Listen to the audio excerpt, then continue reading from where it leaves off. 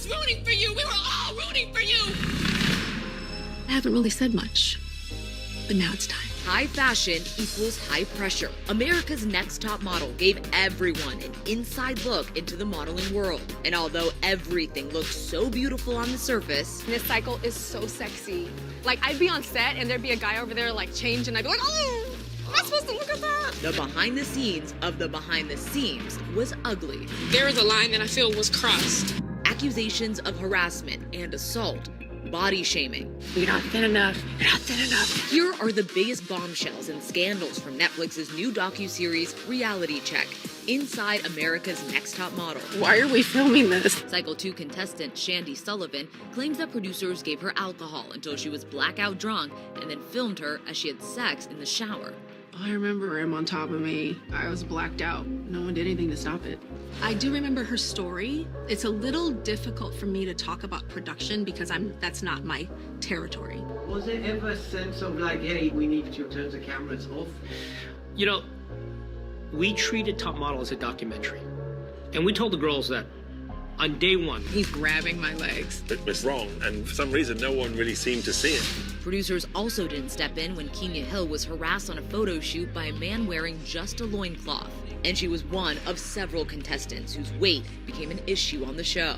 I later found out that there are women who developed eating disorders. For all their talk of body positivity, Cycle 6 winner Danielle Evans claims Tyra insisted she fix the gap in her teeth. I've actually apologized for the issue with Danny. There were agents that would tell me she will not work with those teeth. Bull.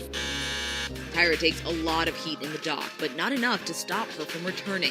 She claims a new season is on its way. You have no idea what we have planned for Cycle 25.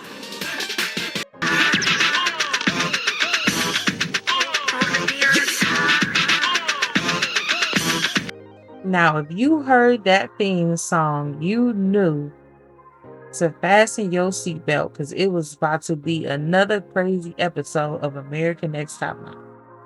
What a time it was to be alive when that show was on air. Now, to put things into perspective, do y'all see how Kai Cenat has thousands of people lined up around the corner trying to get into Streamers University? Well, that is the same effect that Tyra Banks had when it came to American Next Top Model. It would be girls from all over the country, even internationally, that would have done almost anything for an opportunity to be on that show because they believed it could completely change their lives and launch their modeling careers. That's how huge American Next Top Model was at that time. Now, fast forward to today, following the Netflix documentary on American Next Top Model, Tyra Banks is taking Netflix to court.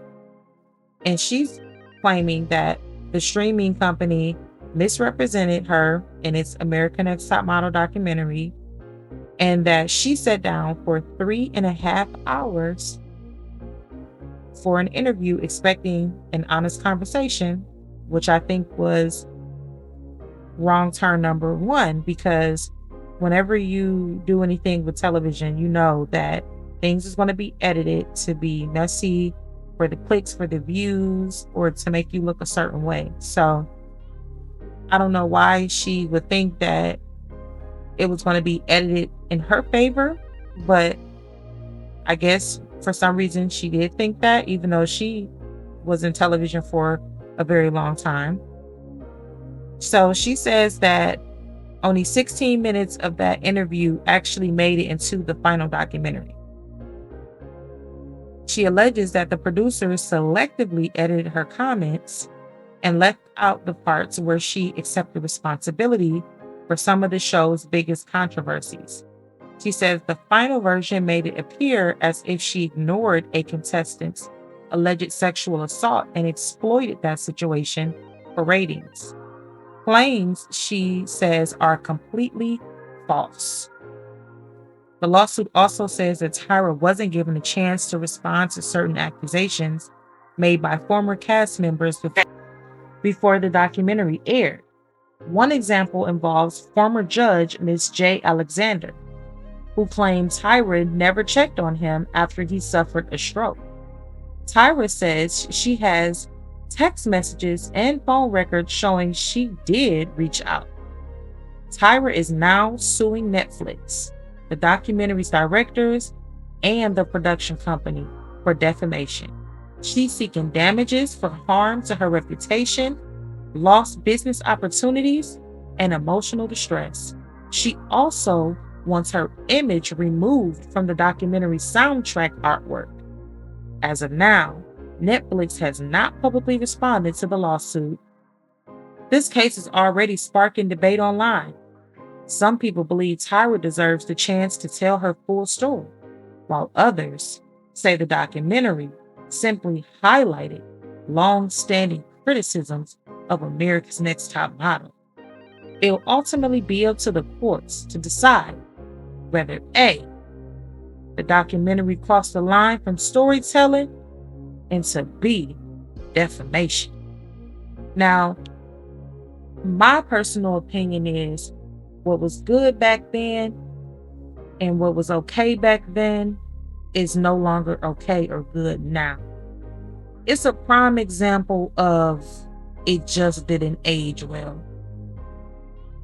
I think that it really just showed some of the raw truths of the harsh industry of modeling, but I do think it only scratched the surface because they're only going to air so much. But I just think that they probably just showed a little too much, and maybe it was just a little too raw. And I think that's part of the reason why the show was so good back then as well. So if you watched America's Next Top Model back in the day, has your opinion of Tyra changed over the years, especially now since people on the show are coming forward? But now with the information coming out regarding the lawsuit, how she said that a lot of it was edited not in her favor, do you have different feelings or emotions about Tyra? And lastly, what's one America's Next Top Model moment you'll never forget? We all know the viral, "We were rooting for you.